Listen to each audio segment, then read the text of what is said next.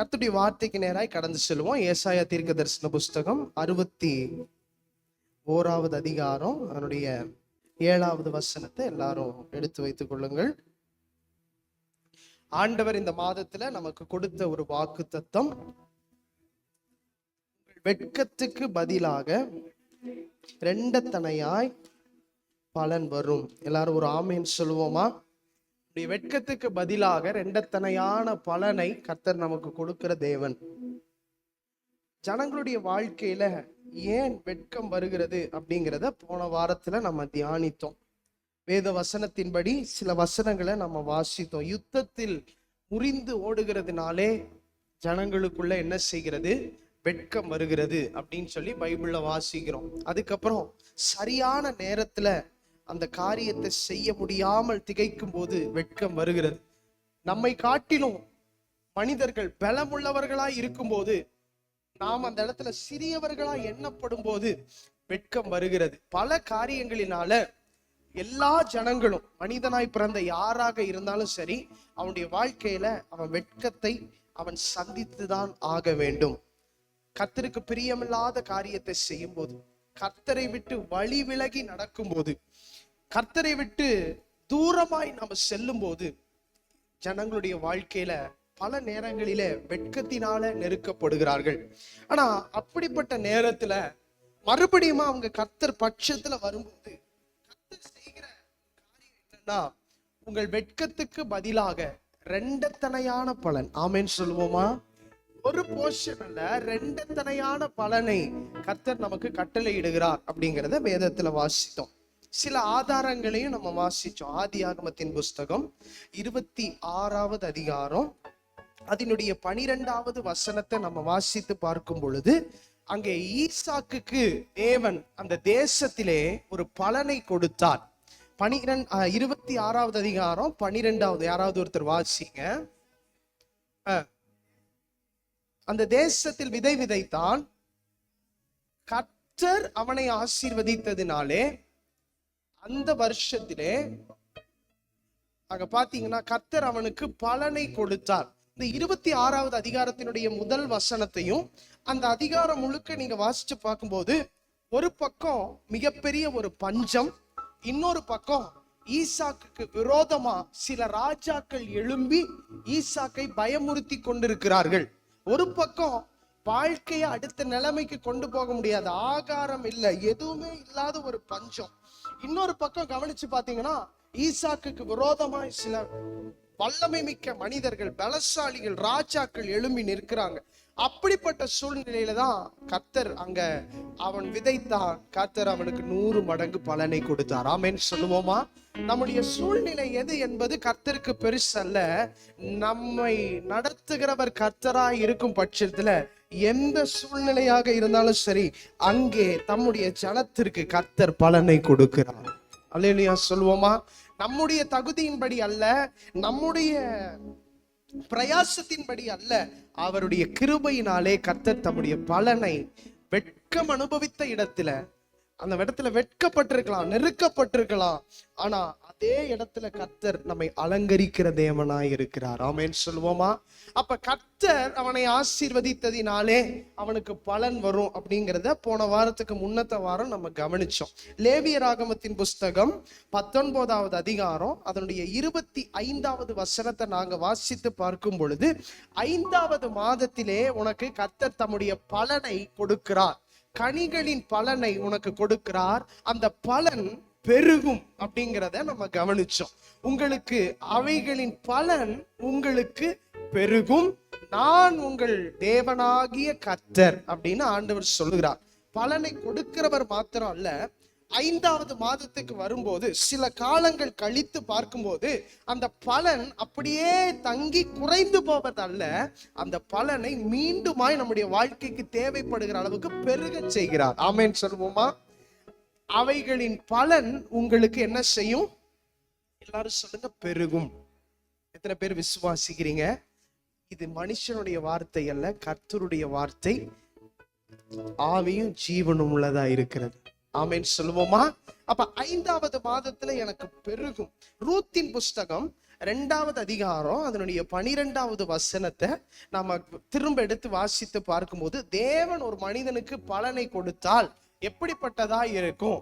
பலன் கட்டளையிடுவார் அப்படிங்கிற வார்த்தையை நம்ம அங்க கவனிக்கிறோம். ரூத்தின் புஸ்தகம் 2வது அதிகாரம் 12வது வசனத்தை நம்ம வாசிக்கும் போது, கர்த்தர் உனக்கு கட்டளை, பலனை கர்த்தர் உனக்கு கட்டளையிடுவார்.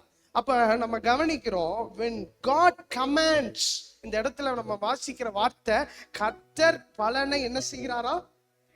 சில இடங்களில பாருங்க, சும்மா வந்துடாது, ஒரு தடுப்பு இருக்கும், ஒரு ஏதோ ஒண்ணு காரியம் அதை தடை பண்ணி கொண்டிருக்கும். அந்த சூழ்நிலையில கர்த்தர் நம்முடைய வாழ்க்கை என்ன செய்கிறார்னா, பலனை என்ன செய்கிறார்? கட்டளை இடுகிறார். கீழே நீங்க வாசிச்சு பாத்தீங்கன்னா, அந்த பலன் நம்முடைய கைக்கு வரும்போது நிறைவானதா இருக்கும். அல்லேலூயா சொல்லுவோமா? அது போதுமானதா இல்ல, ஐயோ இது பத்தலையே அப்படிங்கிற கண்டிஷனா இருக்காது. கர்த்தர் கட்டளை இடும்போது அந்த பலன் எப்படிப்பட்டதாக இருக்கும்? நிறைவானதா. ஆனா இதுல நம்ம கவனிக்க வேண்டிய ஒரு காரியம், வெட்கத்துக்கு பதிலா கர்த்தர் பலனை கொடுக்க அவர் ஆயத்தம். வெட்கத்தை மாற்றி பலனற்ற கனியற்ற அந்த நிலத்துல நமக்கு கனியையும் பலனையும் பெருக செய்கிறார், கட்டளை இடுகிறார். அதை நிறைவானதாய் மாற்றி கொடுக்க கர்த்தர் ஆயத்தம். அப்ப நான் என்ன செய்யணும்? அல்லேலூயா சொல்லுவோமா? எல்லா வாக்குத்தத்தத்திற்கும் ஒரு நிபந்தனை இருக்கிறது. அந்த நிபந்தனைய இல்லாம அந்த வாக்குத்தத்தத்தை நம்மளால என்ன செய்ய முடியாது? சுதந்திரிக்க முடியாது. அதைத்தான் நம்ம கவனிச்சோம். ரூத்தின் புஸ்தகம் இந்த 2வது அதிகாரம் 12வது வசனத்தினுடைய மேற்பகுதியை நம்ம வாசித்து பார்க்கும்போது, உன் செய்கைக்கு தக்க பலன். எல்லாரும் சொல்லுங்க. நாம் என்னத்தை செய்யறோமோ, எதை நம்ம விதைக்கிறோமோ அதற்கு கர்த்தர் பலன் கொடுக்கிறார். 1 சாமுவேலின் புஸ்தகம் 26வது அதிகாரம் அதனுடைய 23வது வசனத்திலிருந்து போன வாரத்துல 3 காரியங்களை நம்ம தியானித்தோம். உன் செய்கை எப்படிப்பட்டதாக இருக்க வேண்டும் என்று கர்த்தர் விரும்புகிறார். உன் செய்கை, உன் செயல், உன் வாழ்க்கையின் மொத்தமும் கர்த்தருக்கு முன்பாக எப்படிப்பட்டதாக இருக்க வேண்டும். ஒரு சின்ன ரீகேப் போயிட்டு இன்னைக்கான காரியத்துக்குள்ள நம்ம போக போறோம். 1 சாமுவேல் 26வது அதிகாரம் 23வது வசனம். கர்த்தர் அவனுக்கு அவன் நீதிக்கும் உண்மைக்கும் தக்கதாக பலன் அளிப்பாராக. ஆமென் சொல்லுவோமா? ஒவ்வொரு மனிதனுடைய வாழ்க்கையில அவன் கர்த்தருக்கு முன்பாக எப்படி இருக்கிறான், தேவன் எதின் அடிப்படையில நமக்கு பலன் கொடுக்கிறார், எதின் அடிப்படையில நம்மை ஆசீர்வதிக்கிறார், எதின் அடிப்படையில நம்மை பெருக செய்கிறார், எதின் அடிப்படையில நமக்கு நிறைவை கட்டளை இடுகிறார் அப்படிங்கிற காரியத்தை நம்ம வேதத்துல நிதானமா தியானிக்கும் போது நாம் அறிந்து கொள்ளுகிற ஒரு காரியம், தாவீதினுடைய செயல். இந்த சம்பவம் நம்ம எல்லாருக்கும் தெரியும். 26வது அதிகாரத்துக்கு தாவீது வரும்போது, அது வரைக்கும் சவுலுக்கு முன்பாக தாவீது பயந்து உயிரை கையில பிடித்து கொண்டு ஓடிக்கொண்டிருக்கிறான். அப்படிப்பட்ட ஒரு கடினமான ஒரு சூழ்நிலை தாவீதினுடைய வாழ்க்கையில இருக்கு. ஆனா தாவீது எல்லா இடங்களிலும் எல்லா சூழ்நிலைகளிலும் அவனுடைய செய்கை எப்படிப்பட்டதாக இருந்தது என்பதை வேதாகமம் நமக்கு விளக்குகிறது. ஒரு நல்ல ஆவிக்குரிய தேவ மனுஷன், சபைக்கு வருகிறோம், கர்த்தரை ஆராதிக்கிறோம், தேவனுடைய ஜனம் என்று வெளியே உரிமை பாராட்டி கொள்ளுகிறோம், கர்த்தருடைய சந்ததி, நான் தேவ மனுஷன், ஆவிக்குரிய மனுஷன், ஆராதனைக்கு செல்லுகிறவன் அப்படின்னு நம்ம சொல்றோம். ஆனா நம்முடைய செய்கையில நம்ம ஜாக்கிரதையா இருக்க வேண்டும் என்பதை இந்த வசனம் நமக்கு உணர்த்துகிறது. தாவீது அபிஷேகம் பண்ணப்பட்டவன் தான், சகோதரர்களின் நடுவில் அவனுக்கு அபிஷேகம் கிடைத்தது உண்மைதான், அங்கீகாரம் கிடைச்சது உண்மைதான், அவர் ராஜாவா ஆக போகிற ஒரு நம்பிக்கை அவனுக்கு இருக்கிறது. ஆனாலும் இந்த வசனத்தை நம்ம வாசிச்சு பார்க்கும்போது தன்னுடைய சொந்த எதிரி எப்படிங்க, தன்னுடைய இவனை மட்டும் தாவீது தாண்டிட்டானா அவன் ராஜ்ய பாரத்துக்கு எந்தவித களங்கமும் இருக்காது, எந்த தடையும் இருக்காது. அவன் தாவீது கையில ஒப்பு கொடுக்கப்படுகிறான். இந்த காலை வேளையில ஒண்ணு சொல்றேன், யாரெல்லாம் உங்களை விரட்டுறானோ அவனை கர்த்தர் உங்க கையில ஒப்பு கொடுக்கிற ஒரு நாள் இருக்கிறது. அல்லேலூயா சொல்லுவோமா? எந்த மனுஷன்லாம் பெருசா தெரியறானோ, தாவீதுக்கு பாருங்க கோலியாத்தே ஒரு பெரிய பொருட்டா தெரியல, ஆனா இந்த சவுல் தாவீதினுடைய வாழ்க்கையில ஒரு பெரிய மனிதனா இருக்கிறான். அவன் செய்கைய கொஞ்சம் வேதாகமம் நமக்கு விவரித்து காட்டுகிறது. அவனை கர்த்தர் இவன் கையில ஒப்பு கொடுத்தோம். சவுல கர்த்தர் இவன் கையில ஒப்பு கொடுத்து, சுத்தி இருக்கிறவங்க எல்லாம் சொல்றாங்க, இன்னைக்கு தான் உன் நாள், this is your day that the Lord has made. இது கர்த்தர் உண்டு பண்ணின நாள் என்பது போல எல்லாரும் சொல்றாங்க. ஆனா தாவீது சொல்றான், அவனவன் நீதிக்கும், எல்லாரும் சொல்லுங்க, அவனவன் உண்மைக்கும். அல்லேலூயா சொல்லுவோமா? கர்த்தருக்கு முன்பாக நான் இதை செய்வது நீதி இல்லை அப்படிங்கறத தாவீது அறிந்திருந்தான். கர்த்தருக்கு முன்பாக நான் இதை செய்யக்கூடாது, என்னை கர்த்தர் உயர்த்துகிற ஒரு நாள் வரும், என் வெட்கத்தை நீக்கிற ஒரு நாள் வரும், அந்த நாளிலே எனக்கு அது ஜெயமா இருக்குன்றத நம்பி விசுவாசித்து பொறுமையோடு தாவீது செய்த காரியம் என்ன தெரியுமா? அவன் நீதிக்கும் உண்மைக்கும் தக்கதா கர்த்தர் பலன் அளிப்பார். நல்ல கையை உயர்த்தி ஒரு அல்லேலூயா சொல்லுவோமா? உங்களுடைய நீதிக்கும் உங்களுடைய உண்மைக்கும் தக்கதா. பல நேரங்களில நம்முடைய நீதி, தேவனுக்காக நாம காண்பித்த பிரயாசம், ஆலயத்திற்கு வந்தது, தேவ சமூகத்துல பல மணி நேரம் அமர்ந்து ஜெபித்தது, கர்த்தரை ஆராதித்தது, தேவனுக்காய் காத்திருந்தது, பொறுமையா இருந்தது, இதெல்லாம் வெளி உலகத்துக்கு தெரியாது, இதெல்லாம் மனுஷர்கள் கண்களுக்கு தெரியாது, நம்ம சுற்றி இருக்கிற கண்ணுக்கு இதெல்லாம் தெரியாது. ஆனா எல்லாவற்றையும் பார்த்து பலனடிக்கிற ஒரு தேவன், உன்னுடைய நீதியை கர்த்தர் காண்கிறார். சத்தமா ஒரு அல்லேலூயா சொல்லுவோமா? நீங்க கர்த்தருக்காக படுகிற ஒரு பிரயாசத்தை கூட கர்த்தர் சும்மா விடுகிற தேவன் அல்ல. அதின் காலத்துல அதற்கு கர்த்தர் பலன் அளிக்கிற தேவனா. இப்ப நல்ல சத்தமா ஒரு ஆமேன்னு சொல்லுவோமா? இன்னும் சத்தமா ஒரு அல்லேலூயா சொல்லுவோமா? இப்ப தாவீது இதை அறிஞ்சிருந்தான் பாருங்க. அவன் உண்மைக்கு, எல்லாரும் சொல்லுங்க, அவன் உண்மைக்கும் அவன் நீதிக்கும். இன்னும் கொஞ்சம் சத்தமா சொல்லுவான், அவன் உண்மைக்கும் அவன் நீதிக்கும் தக்கதாக கர்த்தர் பலன் கொடுப்பார். ஏன் நீதிக்கும் ஏன் உண்மைக்கும் தக்கதா கர்த்தர் எனக்கு பலன் கொடுக்கிற ஒரு நாள் இருக்கிறது.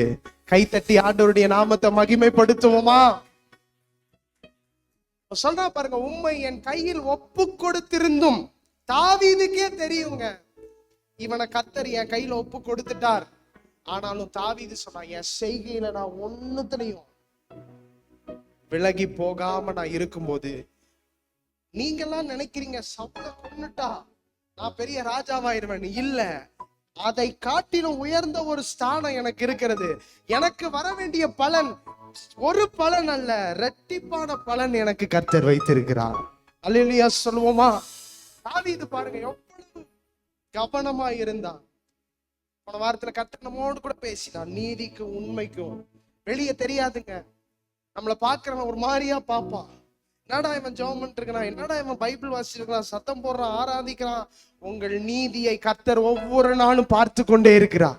நீங்க சின்னதா தேவ சமூகத்துல முழங்கால் படிட்டு இருக்கும் போதும் உங்களை சுத்தி வெட்கம் இருக்கலாம், நெருக்கம் இருக்கலாம், அவமானம் இருக்கலாம், என்ன இருந்தாலும் சரி, அவன் நீதிக்கு, எல்லாரும் சொல்லுங்க, அவன் என் நீதிக்கு கர்த்தர் பலன் கொடுப்பார்.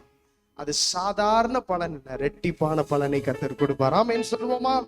இரண்டாவது காரியம், 2 நாளாகமத்தின் புஸ்தகம் 15வது அதிகாரம் அதனுடைய 7வது வசனத்திலிருந்து நம்ம கொஞ்சம் காரியங்களை தியானிச்சோம். 2 நாளாகமம் 15:7. உங்கள் கைகளை நெகிழ விடாமல் திடன் கொள்ளுங்கள், உங்கள் கிரியைக்கு ஆமென் சொல்லுவோமா? இந்த காரியத்தை கர்த்தர் பேசுறார். இப்ப நம்ம கிட்ட பலன் கொடுப்பார், பலனை பெருக செய்வார், பலனை நிறைவாக்கி கொடுப்பார். ஆனா அதற்கு சில காலங்கள் எடுத்துக்கொள்ளும். அந்த காலத்துலதான் இந்த வசனம் நமக்கு சொல்லுகிறது, உங்கள் கைகளை நெகிழ விடாமல் இருங்கள். ஆமென் சொல்லுவோமா? நீங்க செய்கிறத, அதான் நீதி செய்கிறவன் இன்னும் பரிசுத்தமாகிறவன் இன்னும் தேவன் நம்ம கிட்ட எதிர்பார்த்துட்டே இருக்கிறார். இன்னும் இன்னும் இன்னும் என் பிள்ளை இதனால முடியும். நீங்க நினைச்சிருக்கலாம் ஒரு குறிப்பிட்ட எல்லையை தாண்டிட்டு அவ்வளவுதான், இதான் முடிஞ்சிருச்சுன்னு. இல்ல, கர்த்தர் வெகு தூரத்திற்கு உங்களுக்கான லக்கை கர்த்தர் வைத்திருக்கிறார். நீங்க ஒண்ணு முடிச்சுட்டு சந்தோஷமா இருந்துட்டு இது போதும்னு நிக்க கூடாது. உங்க கைகளை நெகிழ விடாமல் இருங்கள். உங்கள் ஒவ்வொரு கிரியைக்கும் கர்த்தர் பலன் கொடுக்கிற தேவனாய் இருக்கிறார். ஆமென் சொல்லுவோமா? கொஞ்சம் ஜெபம் பண்ணி ஒரு ஜெயத்தை எடுத்துட்டா இது போதும் நின்ற கூடாது. இல்ல, கர்த்தர் எனக்காக வைத்திருக்கிறது இன்னும் தூரமா இருக்குது, இன்னும் தூரமா இருக்கிறது, இன்னும் பல காரியங்களை கர்த்தர் என் வாழ்க்கையில தரப்போகிறார். அந்த விசுவாசத்தோடு, அந்த உத்வேகத்தோடு இன்னும் நாம கர்த்தரை நெருங்கணும்னா உங்கள் கிரியைகள், அதனாலதான் கர்த்தர் சொன்னாரு, போதும் நினைச்சிடாதீங்க, கைகளை தளர்த்திராதீங்க. மனிதர்களை கண்டு, சூழ்நிலைகளை கண்டு, போராட்டங்களை கண்டு உங்கள் கைகளை தளர்த்தி விடாதிருங்க. கர்த்தருக்காக நான் இன்னும் நிறைய காரியங்களை செய்வேன், எனக்கு இன்னும் பலனளிக்கிற கர்த்தர் எனக்கு இருக்கிறார். அல்லேலூயா சொல்லுவோமா? இன்னைக்கு மூன்றாவது காரியத்துக்கு நேராக நம்ம வரப்போகிறோம். மூன்றாவது காரியம், இந்த பலனை நான் பெற்றுக்கொள்ள என் செய்கைகளை நான் கர்த்தருக்குள் காத்துக்கொள்ள. 1 சாமுவேலின் புஸ்தகம் 18வது அதிகாரம் அதனுடைய 14வது வசனத்தை நம்ம எல்லாரும் சேர்ந்து வாசிக்க போகிறோம். 1 சாமுவேல் 18வது அதிகாரம் ஸ்கிரீன்ல போட்டிருப்போம். 1 சாமுவேல் 18வது அதிகாரம் அதனுடைய 14வது வசனம் வாசிக்கலாமா?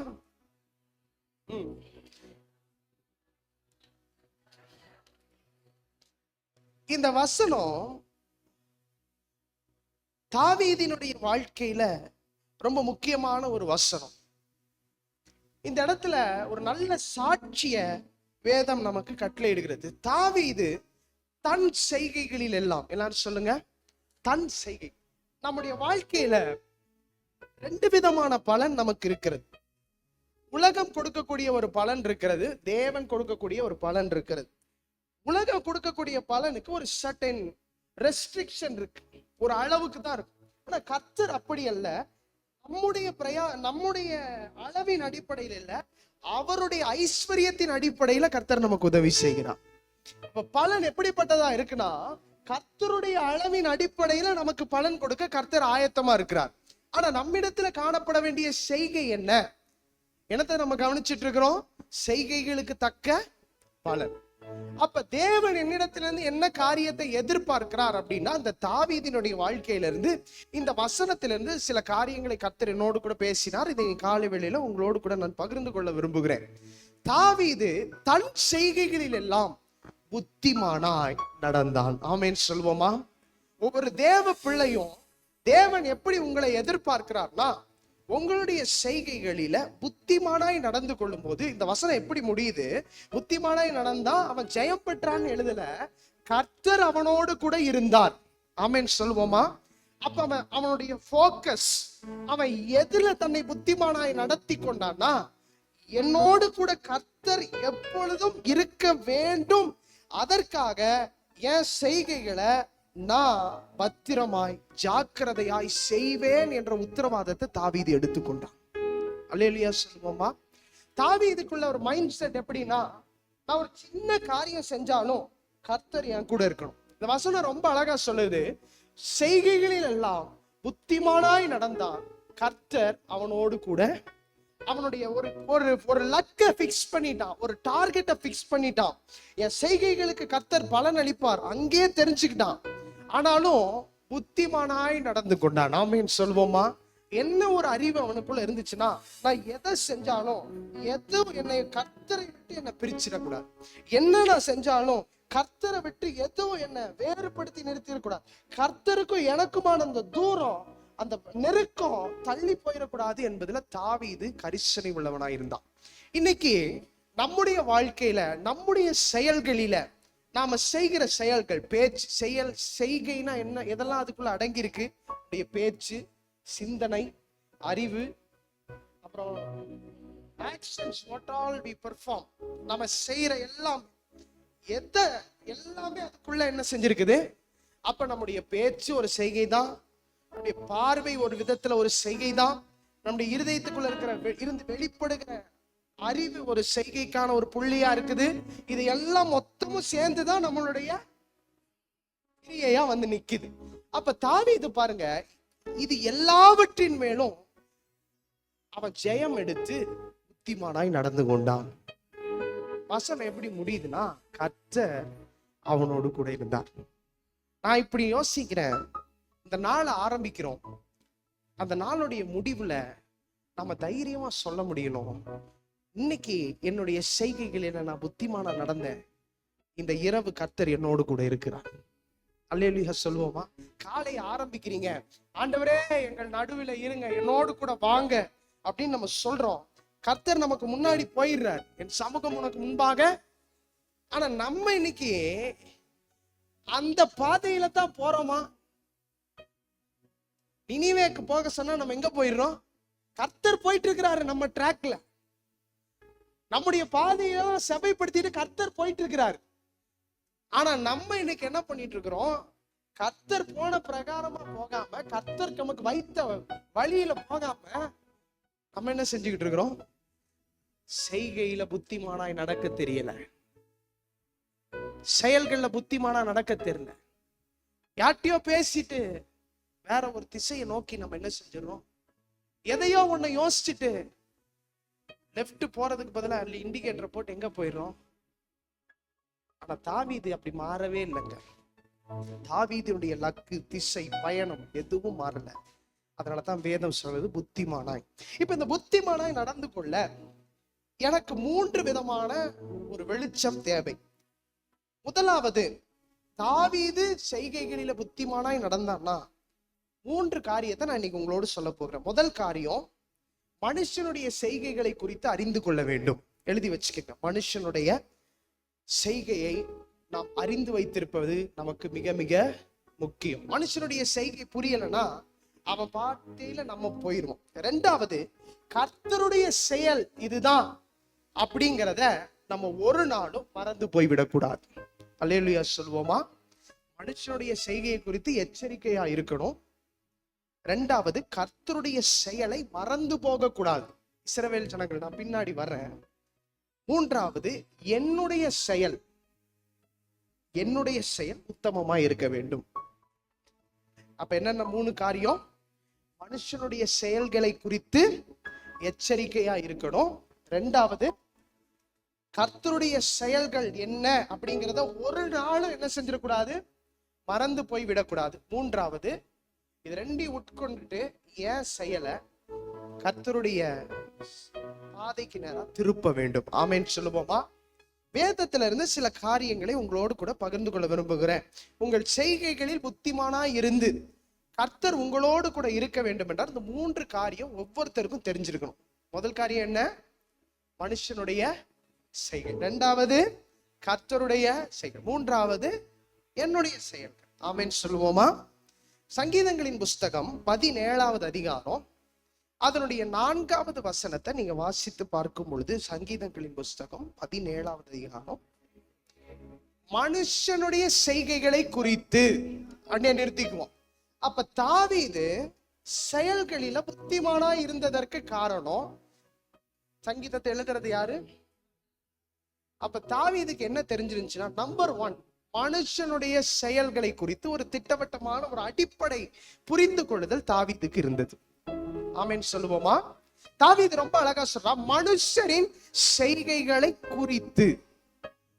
நம்ம தாவீது கிட்ட போய் கேட்டோம்னா ஒரு லிஸ்டே போட்டு தருவாரா என்னன்னு நமக்கு தெரியல. ஏன்னா அவருடைய அனுபவம் அப்படிப்பட்டது. ஆமென். வனாந்தரத்தில் இருந்தாரு, குடும்பத்துல இருந்தாரு, வனாந்தரத்தில் இருந்தாரு, அபிஷேகம் பண்ணப்பட்டாரு, வனாந்தரத்தில் இருந்தாரு, ராஜாவா இருந்தாரு, வனாந்தரத்தில் இருந்தாரு. அவருடைய வாழ்க்கையில கடைசி வரைக்கும் எது மாறவே இல்லை? மாறவே இல்லை. நம்ம இன்னைக்கு என்ன ஜாப் பண்ணிட்டு இருக்கிறோம்? நான் சொல்றது எத்தனை பேருக்கு புரியுது? தாவீதுடைய வாழ்க்கையை நீங்க கவனிச்சு பாத்தீங்கன்னா, குடும்பத்துல சகோதரர்களின் நடுவுல இருக்கிறாரு. எங்கதான் இருக்காரு?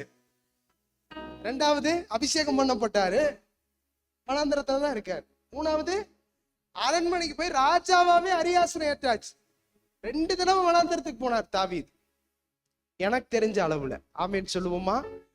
வனாந்தரம் மாறல, எந்த சூழ்நிலையும் தாவீதை அஃபெக்ட் பண்ணல. அதற்கான காரணம் என்னன்னா, அவன் செய்கையில புத்திமானா இருந்தான். கர்த்தர் அவனோடு கூட இருந்தார். பக்கத்துல கை கொடுத்து சொல்லுங்க, வனாந்தரமானாலும் சரி, நீங்க அபிஷேகம் பண்ணப்பட்டு வாக்குத்தத்தம் பெற்றிருந்தாலும் சரி, வனாந்தரம் துரத்திட்டு வருதா? கை கொடுத்து சொல்லுங்க, வனாந்தரம் துரத்திட்டு வருதா? உங்க செய்கையில புத்திமானா நீங்க நடப்பீங்கன்னு கர்த்தர் உங்க மேல ஒரு நம்பிக்கை வச்சிருக்கிறார். அல்லேலூயா சொல்லுவோமா? ஆமென். நான் எப்பயும் அப்படிதான் பார்ப்பேன். என்ன கர்த்தர் நம்புறாரியா? ஆமென். மனுஷன் நம்புறானோ இல்லையோ, கர்த்தர் என்ன நம்புறாரு. என் செய்கையில நான் புத்திமானா நடப்பேன்னு கர்த்தர் என்ன நம்புறாரு. உங்க ஒவ்வொருத்தரையும் கர்த்தர் பார்த்து சொல்றாரு, நீங்க புத்திமானா நடப்பீங்கன்னு கர்த்தர் நம்புறாரு. அடிப்படை ஃபர்ஸ்ட் ஒன் மனுஷரின் செய்கை. எல்லாரும் சொல்லுங்க, மனுஷரின் செய்கைகள் என்னென்ன? யோபுவின் புஸ்தகம் ரொம்ப டீடைல்டா நான் போல, சிம்பிளா நான் உங்களுக்கு சில காரியங்களை சொல்ல விரும்புகிறேன். யோபுவின் புஸ்தகம் 33வது அதிகாரம் அதனுடைய 17வது வசனத்தை நீங்க வாசித்து பார்க்கும்போது அதனுடைய மனுஷன் நீங்கவும், அப்ப மனுஷனுடைய செய்கையில அவனோடு கூட ஒட்டி இருக்கிற ஒரு காரியம் என்னன்னா பெருமை. ஆமென் சொல்லுவோமா? இப்ப தாவீது சொல்றாரு, மனுஷனுடைய செய்கையை குறித்து எச்சரிக்கையா இருக்கணும். அப்ப முதல் காரியம், பெருமையுள்ள மனிதனை நீங்கள் சந்திக்க கூடும். நேபுகாத்நேச்சாருடைய வாழ்க்கையை நீங்க கவனிச்சு பாத்தீங்கன்னா இந்த மனுஷனுடைய செய்கையின் பெருமையை நம்ம புரிந்து கொள்ளலாம். நேபுகாத்நேச்சார் ஒரு சிறந்த ஒரு அறிவாளி, ஒரு நல்ல கட்டடக்கலை வல்லுனர்.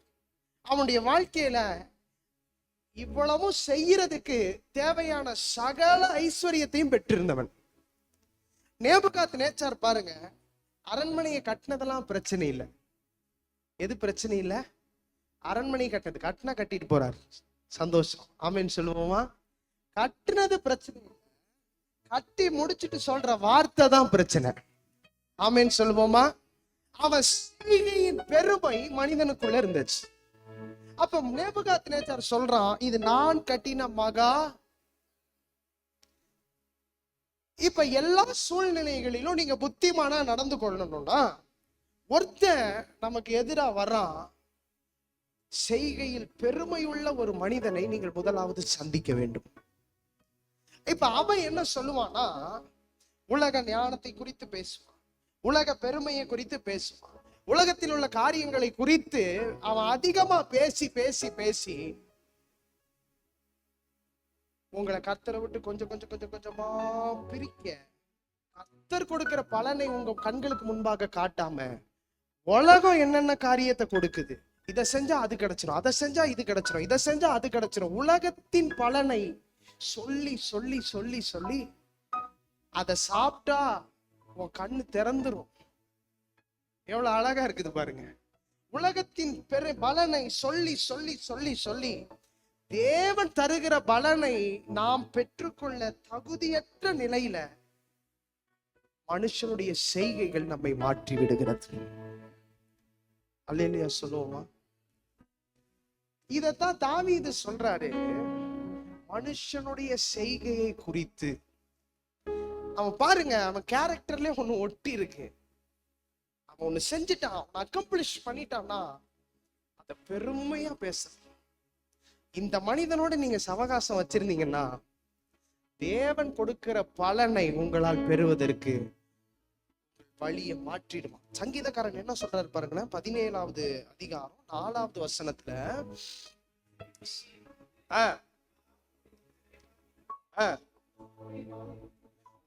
அவன் பாதைய மாத்திடுறான். அவன் பாதை எப்படிப்பட்ட பாதைன்னு பைபிள் சொல்லுதுன்னா, துஷ்டனுடைய பாதை. மனுஷனுடைய செய்கை எந்த பாதையில் அமைஞ்சிருக்குதுன்னா, கர்த்தர் தருகிற ஆசீர்வாதத்தின் பாதையில் அல்ல, துஷ்டனுடைய பாதை என்று வேதம் சொல்லுகிறது. இப்ப கர்த்தர் ஒரு பலனை வச்சுட்டு உங்களுக்கு முன்னாடி போயிட்டு இருக்கிறாரு. ஆனா தாவீது பாருங்க, யாரு என்ன சொன்னாலும் சுத்தி இருக்கிற படை தளபதி சொல்றான், இது கர்த்தர் உனக்கு கொடுத்துட்டாருன்னு. அவனை சுத்தி பாதுகாத்துக்கிட்டு இருக்கிறவங்க சொல்றாங்க, கர்த்தர் உனக்கு இதை கொடுத்துட்டார். இன்னைக்கு சவுல கர்த்தர் உன் கையில தீர்த்து கட்டுவதுதான் தேவனுடைய திட்டம். பார்க்க எப்படி இருக்கு? உண்மையாலுமே அந்த இடத்துல தாவீது புத்திமானாய் நடந்து கொண்டதற்கான காரணம் என்ன தெரியுமா? அந்த வசனம் தான் 17ல வாசிக்கலாம். தாவீது தன் செய்கைகளில் எல்லாம் புத்திமானாய் நடந்து கொள்ள அவன் அறிந்திருந்த ஒரு காரியம், மனுஷனுடைய செய்கையை குறித்து ஒரு எச்சரிப்பை பெற்றிருந்தான். நாம என்ன சொல்லுவோமா? 2வது காரியம் பாருங்க, நெகேமியாவின் புஸ்தகம் இன்னைக்கு இந்த அதிகாரங்களுக்குள்ளேயே நம்ம திரும்ப திரும்ப பயணிக்க போகிறோம். நெகேமியாவின் புஸ்தகம் அதனுடைய 6வது அதிகாரம் அதனுடைய 14வது வசனம். நெகேமியா chapter 6 verse 14.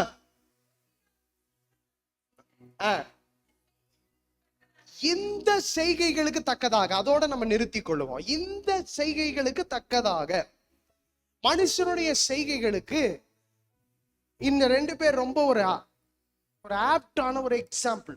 இந்த செய்கைகளுக்கு நெகேமியா எப்படி ஜெபம் பண்றான் பாருங்க. மனுஷனுடைய செய்கையை அறிந்து ஜெபிக்கிற ஒரு மனிதனுடைய ஜெபம் எப்படிப்பட்டதா இருக்குங்கிறத இந்த வசனத்துல இருந்து நீங்க கவனிச்சு கொள்ளலாம். இந்த ஜெபத்தை நீங்களும் ஏறெடுக்க வேண்டும் என்று இயேசுவின் நாமத்தில் உங்களுக்கு சொல்லுகிறேன். ஆமென் சொல்லுவோமா? இந்த செய்கைகளுக்கு தக்கதாக நெகேமியா எப்படி ஜெபம் பண்றான் பாருங்க. மனுஷனுடைய செய்கையை நல்லா அறிந்திருந்த நெகேமியா. ஆமென். முதல் அதிகாரத்தை நீங்க வாசிச்சு பாருங்க. நெகேமியாவின் புஸ்தகம் 1வது அதிகாரம் 3வது வசனம். பின்பகுதி.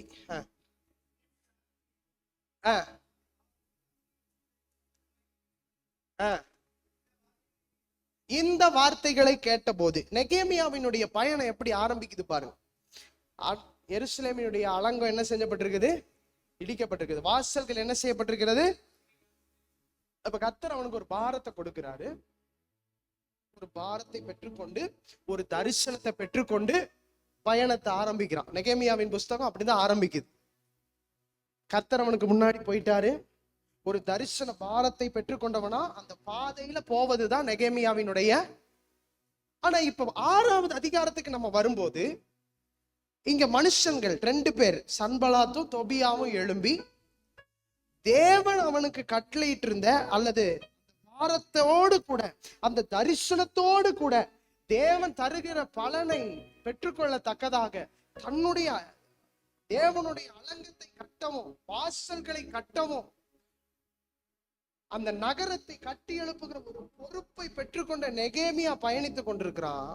ஆனா மனுஷனுடைய செய்கை எப்படிப்பட்டதா இருக்கு பாருங்க. அந்த அதிகாரம் முழுக்க நீங்க வாசிச்சு பாத்தீங்கன்னா சில வசனங்களை நான் சொல்றேன். 6வது வசனம், 6வது அதிகாரம் 6வது வசனம்.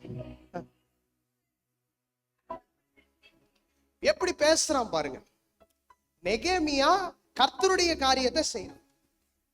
என்னைக்குமே ஒண்ணு புரிஞ்சுக்கங்க, கர்த்தருடைய காரியத்தை நீங்க செய்யாம சொந்த செய்கைகளை செஞ்சுட்டு இருந்தீங்கன்னா எந்த பிரச்சனையும் கிடையாது. பக்கத்துல கை கொடுத்து சொல்லுங்க, உங்களுக்கு பிரச்சனை வேண்டாம்னா நீங்க பாட்டுக்கு உங்க வேலையை பார்க்கலாம். ஒருத்தர் உங்களை என்ன செய்ய மாட்டான், நீங்க பாட்டுக்கு இருக்கலாம்.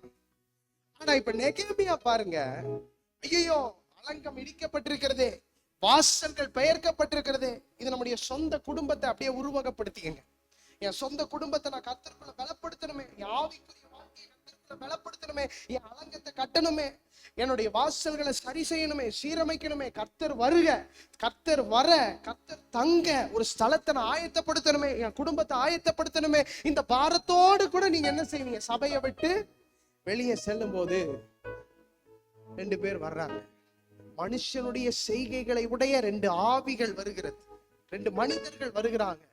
வந்து உங்களை டிஸ்கரேஜ் பண்ணி, உங்களை பலவீனப்படுத்தி, அலங்கத்தை கட்டுறியா, உன் வாசலை சீரமைக்கிறியா, முதல்ல நீ யாருன்னு தெரியுமா, நீ எப்படி இருந்தன்னு உனக்கு தெரியுமா? மனுஷனுடைய செய்கைகள். அல்லேலூயா சொல்லுவோமா? மனுஷனுடைய செய்கைகள் வரும், நோக்கி வருது. அலங்கத்தை கட்டுறியா, உன்னால கட்ட முடியுமா? வாசல்களை வைக்க முடியுமா? நீ கர்த்தருக்குள்ள நிற்க முடியுமா? நீ கர்த்தருக்காக எழும்ப முடியுமா? அஸ்திபாரத்தை போட முடியுமா? சபையில நிலைத்திருக்க முடியுமா? பல கேள்விகளோடு கூட வருகிறார்கள். சில நேரத்துல இமீடியட்டா அது நம்மளை அஃபெக்ட் பண்ணிரும். சில நேரத்துல அவங்க போனதுக்கு அப்புறம் நம்ம உட்காருவோம் தெரியுமா, அவன் வார்த்தை நம்மளை அஃபெக்ட் பண்ணும். மனுஷனுடைய செய்கைகளை குறித்து கர்த்தர் சொல்றாரு பாருங்க. சில நேரத்துல பேசின உடனே என்ன ஆயிரும், சில நேரத்துல அவன் பேசிட்டு போயிருப்பான். மனுஷனுடைய செய்கை அங்கேயே முடிஞ்சிடாதுங்க, பின்தொடர்ந்து வருது. தாவீது இதைத்தான் சொல்றான், புத்திமானா நீ நடக்குனீங்கன்னா ஒரு ரகசியத்தை உனக்கு சொல்றேன், மனுஷனுடைய செய்கையை குறித்து நீ அறிந்துக்க, ஒரு நாள் அதை குறித்து கவலைப்படாத. அல்லேலூயா சொல்வோமா? நீ அறிய வேண்டிய வேற ஒரு செய்கை இருக்கிறது. இத பார்த்துட்டு இருந்தீங்கன்னா, நெகேமியா மட்டும் சன்பலாத்திய தொபியாவையுமே பார்த்துட்டு இருந்திருந்தாங்க. பல நேரத்துல நம்ம வீட்டுல இருக்கவங்களே நமக்கு என்னவா தான் இருப்பாங்க. ஆமென் சொல்லுவோமா? அதையும் நம்மளால மறுத்து விட முடியாது. அது அவங்க சன்பலாத்து தொபியாவில் அந்த ஆவி மனுஷனுடைய செய்கை அவனுக்குள்ள என்ன செய்து வேலை செய்யுது. அப்ப நீங்க உடனே ஜெபிக்கணும். இவனுக்குள்ள இருக்கிற இந்த செய்கைய ஆண்டவரே கண்ட்ரோல் பண்ணி ஆவிக்குரிய செய்கைகளை அவனுக்குள்ள கொண்டு வாங்க. அல்லேலூயா சொல்லுவோமா? மனுஷனுடைய செய்கைகளின் வல்லமையை முறித்து கர்த்தருக்காய் எழும்பதான் கர்த்தர் உன்னை அழைத்திருக்கிறார். சன்பலாத்து தொபியா வந்து சொல்றாங்க, கலகத்தை உண்டு பண்ண நினைக்கிறீரா? பல நேரத்துல தேவ திட்டத்தை செயல்படுத்த போனோம்னா மக்கள் நம்மளை பார்த்து சொல்ற ஒரு வார்த்தை என்ன? கலகத்தை உண்டு பண்ண வந்துட்டியா? குடும்பத்துல கலகத்தை உண்டு பண்ண வந்துட்டியா? வேலையில கலகத்தை உண்டு பண்ண வந்துட்டியா? எத்தனை பேர் இந்த வார்த்தையை கேட்டிருக்கிறீங்க? இன்னைக்கு கர்த்தர் சொல்றார், மனுஷனுடைய செய்கை. அல்லேலூயா சொல்லுவோமா? அதை இந்த காதுல வாங்கிட்டு போயிட்டே இருக்கணும். ஏன்னா அலங்கத்தை கட்டவும் வாசல்களை சீரமைக்கவும் கர்த்தர் என்னை அழைத்திருக்கிறார். அல்லேலூயா சொல்லுவோமா? சத்தமா ஒரு அல்லேலூயா சொல்லுங்க. உங்களை கட்ட கர்த்தர் அழைத்திருக்கிறார். நீங்க ஒரு நாளும் பலவீனப்பட போக மாட்டீங்க. மனுஷனுடைய செய்கையை அறிந்து புத்திமானாய் நடக்க கர்த்தர் உங்களுக்கு இந்த காலை வேளையில உங்களோடு கூட பேசி கொண்டிருக்கிறார்.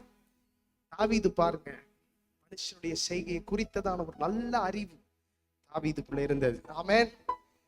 நெகேமியாவை நீங்க வாசிச்சு முடிக்கும் போது அலங்கத்தை கட்டுகிறார்கள். எந்த ஒரு மனுஷனுடைய கிரியைகளும் செய்கைகளும் அவர்களுக்கு விரோதமாய் ஜெயம் எடுக்கவில்லை.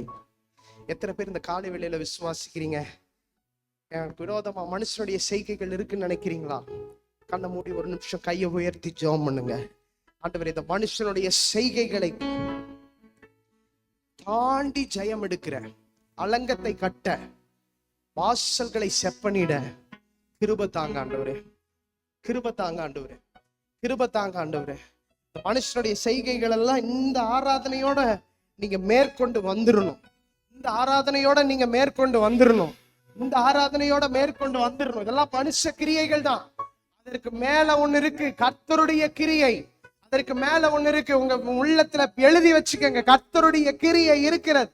கர்த்தருடைய கிரியை இருக்கிறது. மனுஷ கிரியைகள் எல்லாம் என்ன ஒன்று செய்ய முடியாது, என்ன ஒன்று செய்ய முடியாது. நான் அலங்கத்தை கட்டுவேன், வாசல்களை செப்பனிடுவேன், தேவ ஆளுகைய தேசத்துக்குள்ள கொண்டு வருவேன், தேவனுடைய வல்லமைய தேசத்துக்குள்ள கொண்டு வருவேன், குடும்பத்துக்குள்ள கொண்டு வருவேன், சபைக்குள்ள கொண்டு வருவேன். மனுஷீக வல்லமையை குறித்து, மனுஷனுடைய செயல்களை குறித்து அல்லேலூயா சொல்லுவோமா? நல்ல சத்தமா ஒரு அல்லேலூயா சொல்லுவோமா? ரெண்டாவது நான் சொன்னேன், மனுஷனுடைய வல்லமையை குறித்து, நீங்க மனுஷனுடைய செயல்களை குறித்து நீங்க ஒண்ணு கவலைப்படாதீங்க. ஜெபிக்க வேண்டிய ஜெபம் 6வது அதிகாரம் 14வது வசனம். எப்படி ஜெபம் பண்றான் பாருங்க நெகேமியா. ரொம்ப அழகா அதை மேற்கொள்ளுகிறான். என் தேவனே, தொபியாவும் சன்பலாத்தும் செய்த இந்த செய்கைகளுக்கு தக்கதாக அவர்களையும்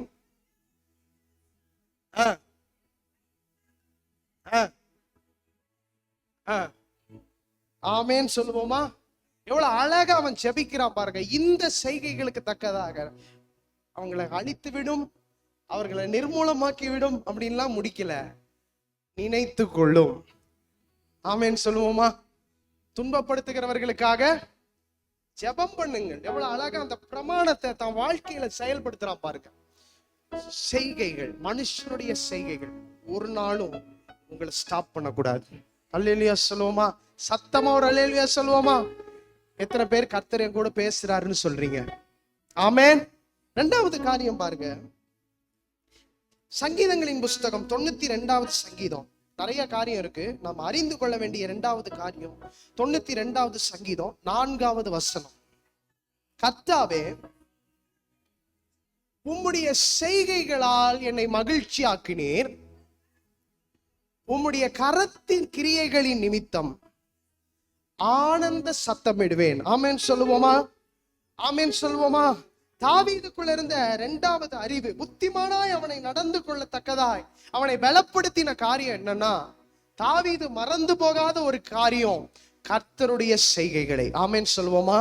அதனாலதான் நான் சொன்னேன், கர்த்தருடைய செய்கைகளை நம்ம ஒரு நாள் என்ன செய்யக்கூடாது. இஸ்ரவேல் ஜனங்கள் செய்த மிகப்பெரிய தவறு என்னன்னா, இவ்வளவு சீக்கிரமா கர்த்தருடைய செய்கைகளை மறந்து போனது நிமித்தம். வேதத்துல ரொம்ப அழகான ஒரு வசனம் இருக்கு. இவ்வளவு சீக்கிரமாய் கர்த்தருடைய செய்கைகளை மறந்து போனது நிமித்தம். இஸ்ரவேல் ஜனங்கள் எகிப்தில் அடிமைகளாக இருந்தார்கள். அவர்களை கர்த்தர் அழைத்து கொண்டு வந்து பாலும் தேனும் ஓடுகிற கானான் தேசத்துக்கு கர்த்தர் அவர்களை கொண்டு வரார். அவர்களுக்கு விரோதமாய் வந்த கிரியைகள் எல்லாம் தான் இன்னைக்கு நாம சந்தித்து கொண்டிருக்கிறோம். ஆமென்.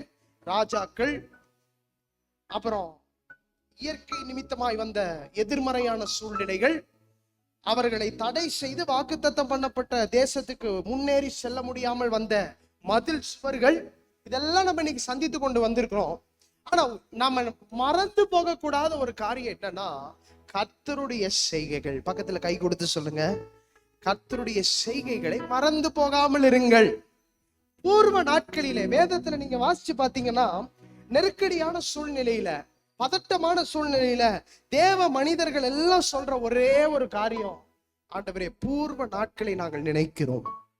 அல்லேலூயா சொல்வோமா? ரட்சிக்கப்பட்ட அந்த நாளை நினைத்து பாருங்க. அபிஷேகம் பண்ணப்பட்ட நாளை நினைச்சு பாருங்க. கர்த்தர் உங்களுக்காக அற்புதம் செய்த நாளை நினைத்து பாருங்கள். அப்பொழுது உங்களுக்கு தெரியும், நம்முடைய கர்த்தர் எவ்வளவு வல்லமை உள்ளவர். அவருடைய செயல்கள் என்னை மகிழ்ச்சியாக்குகிறது. அல்லேலூயா சொல்வோமா? அல்லேலூயா சொல்வோமா?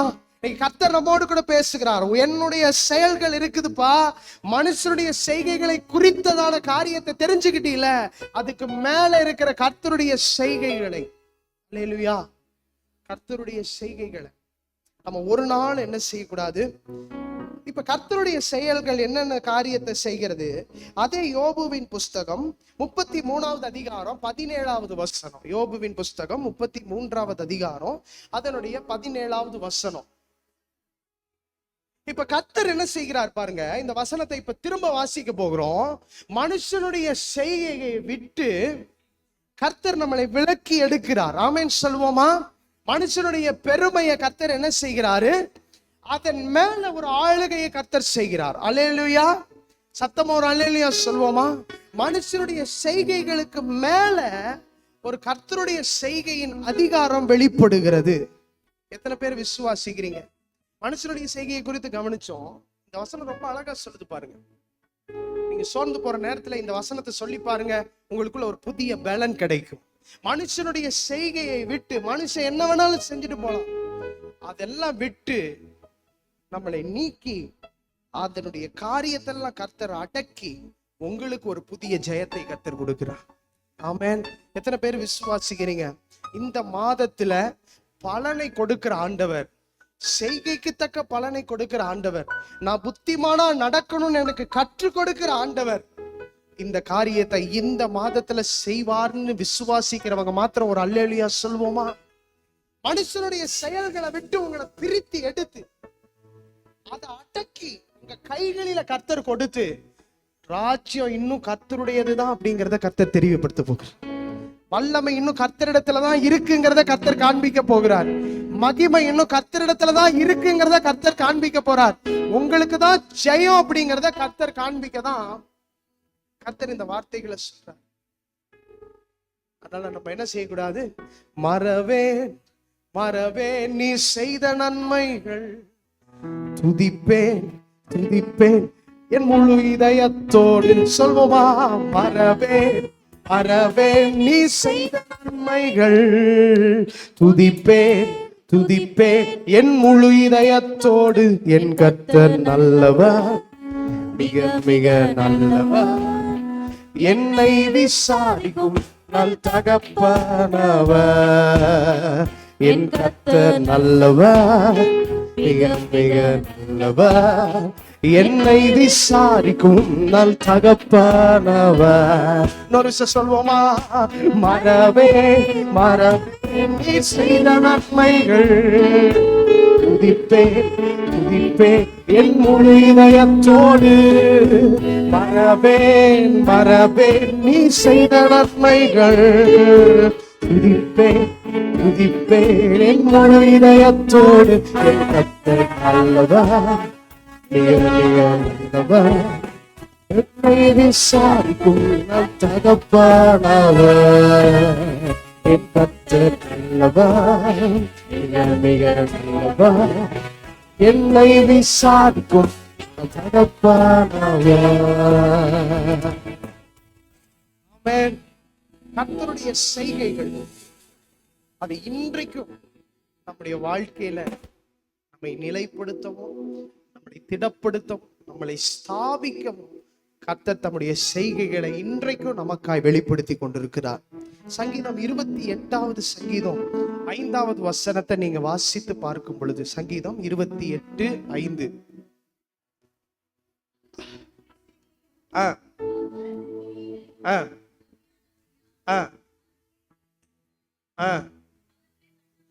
அந்த வசனம் ரொம்ப அழகா சொல்லுது. உணராதபடியினால் பல சூழ்நிலைகளை நாம பலனை கிடைக்காம போனதுக்கு காரணம் என்ன தெரியுமா? கிரியைகளை, செய்கைகளை, கர்த்தருடைய செய்கைகளை உணர்ந்து கொள்ள முடியாத உணராமல் போனபடியினால். ஆமென் சொல்லுவோமா? ஆண்டவர் செய்வார் அப்படிங்கிற ஒரு உணர்வற்ற நிலைக்கு தள்ளப்படுகிறோம். எப்ப தெரியுமா? மனுஷனுடைய செய்கைகளை அதிகமா யோசிக்க யோசிக்க யோசிக்க. ஆனா ஆண்டவர் சொல்றாரு, உன் செய்கைகளுக்கு தக்க பலனை உனக்கு கொடுப்பேன், புத்திமானாய் நீ நடந்து கொள்ளும் போது. மனுஷனுடைய செய்கைகளின் மேல கர்த்தருடைய செயல்கள் அதிகாரம் செலுத்துகிறது, ஆதிக்கம் செலுத்துகிறது என்பதை நீ புரிந்து கொள்ளும் போது, உணர்ந்து கொள்ளும் போது, அந்த பலனை கர்த்தர் நமக்கு கொடுக்க வல்லமை உள்ள தேவனாய் இருக்கிறார். இப்ப ஃபர்ஸ்ட் பிரச்சனை என்னன்னா, தேவனுடைய செய்கைகளை நம்ம புரிந்து கொள்ள வேண்டியது, அவருடைய செய்கைகளை உணர்ந்து கொள்ள வேண்டும். ஆமென் சொல்லுமா? எப்படி ஒரு உணவை சாப்பிடும் போது அதை எடுத்து அப்படி அதை நம்ம ஃபீல் பண்ணி அனுபவித்து சாப்பிடுகிறோமோ, அதே போல தேவன் எனக்காக அன்னைக்கு செய்தார், இன்னைக்கு எனக்கு செய்வார். அன்னைக்கு இந்த காரியங்கள்லாம் எனக்கு சாதகமா மாறிச்சு, அன்னைக்கு இந்த இருள் வெளிச்சமா மாறிச்சு, அதை கர்த்தர் இன்னைக்கும் எனக்கு செய்து பலனை எனக்கு கொடுப்பார். எத்தனை பேர் விசுவாசிக்கிறீங்க? இன்னொரு காரியத்தையும் நான் சொல்றேன். 33வது சங்கீதம் 4வது வசனத்தை நீங்க வாசித்து பார்க்கும்போது, 33வது சங்கீதம், கர்த்தருடைய வார்த்தை உத்தமம். அப்ப கர்த்தருடைய செய்கைகளை நான் மறந்து போகாமல் இருக்க, உணர்ந்து கொள்ள நான் என்ன செய்யணும்னா, தேவனுடைய வார்த்தை உத்தமம் அப்படிங்கிறத நம்பி அவருடைய செயல்கள் எல்லாம் இன்னைக்கும் சத்தியம். அல்லேலூயா சொல்வோமா? அப்ப தேவ வசனத்தை நீங்க அதிகமா தியானிக்க கர்த்தருடைய வசனத்தின் மேல உங்க நம்பிக்கையை வைக்க அவர் தம்முடைய கர்த்தருடைய செய்கைகளை நம்முடைய வாழ்க்கையில நிறைவேற்ற வல்லமை உள்ள தேவனாய் இருக்கிறார்.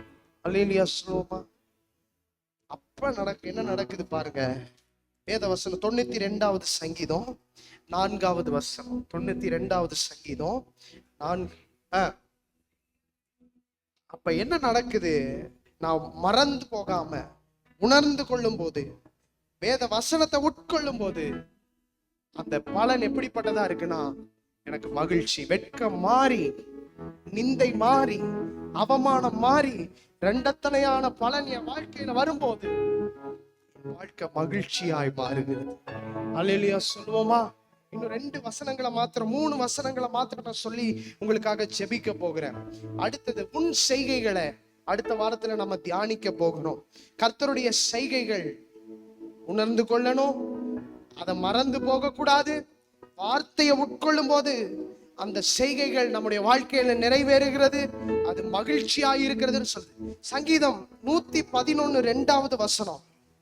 111வது சங்கீதம் 2வது வசனம் இப்படியா சொல்லுகிறது, கர்த்தருடைய செய்கைகள் பெரியவைகள். எல்லாரும் கையை உயர்த்தி சொல்லுங்க, ஆண்டவர் எனக்காக செய்வது பெரிய காரியமாயிருக்கும். அல்லேலூயா, அது பெரியவைகளாயிருக்கும். ஆமென். அதுக்கப்புறம் சொல்லுது, ஆராய, ஆமா, அதை நம்ம யோசிச்சு பார்த்தா அதை நம்மளால ஆராய்ந்து பார்க்க முடியாத அளவுக்கு பெரிய காரியத்தை கர்த்தர் செய்ய போறார். அதே 145வது சங்கீதம் 11வது வசனம் சொல்லுகிறது, கர்த்தருடைய செய்கைகள் வல்லமையுள்ளதாய் இருக்கிறது. ஆமென் சொல்வோமா? மனுபுத்திரருக்கு உம்முடைய வல்லமையுள்ள செய்கைகளையும் என்று வேதம் சொல்லுகிறது. ஆண்டவர் நமக்கு செய்கிற காரியத்துல அவருடைய வல்லமை வெளிப்படுகிறது. ஆமென். அப்ப அந்த மனுஷிக வல்லமை எல்லாம் ஒன்றுமில்லாமல் போய் அதிலிருந்து நம்மை கர்த்தர் நீக்கி அதன் மேல தம்முடைய ஆளுகையை வெளிப்படுத்த அவருடைய வல்லமை போதுமானதாக இருக்கிறது. அல்லேலூயா சொல்வோமா? ஆகையினால எதை குறித்தும் கவலைப்படாம நீங்க எல்லாமே பார்த்து கொள்வீங்க. எழுந்து நிற்போமா? நீங்க எல்லாமே பார்த்து கொள்வீங்க. ஆமென். நீங்க எல்லாமே பார்த்து கொள்வீங்க. நீங்க எல்லாமே பார்த்து கொள்வீங்க.